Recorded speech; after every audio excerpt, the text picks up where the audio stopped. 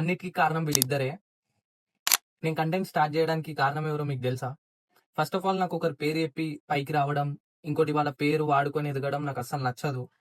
కానీ నేను కన్సిస్టెంట్‌గా కాంటెంట్ పెట్టడమైనా, ఇంకోటి వీడియో షూట్ చేయడానికైనా, ఈ కామర్స్ ఎట్లా నేర్చుకోవడానికైనా ఇవన్నిటికి కారణం వీళ్ళిద్దరే.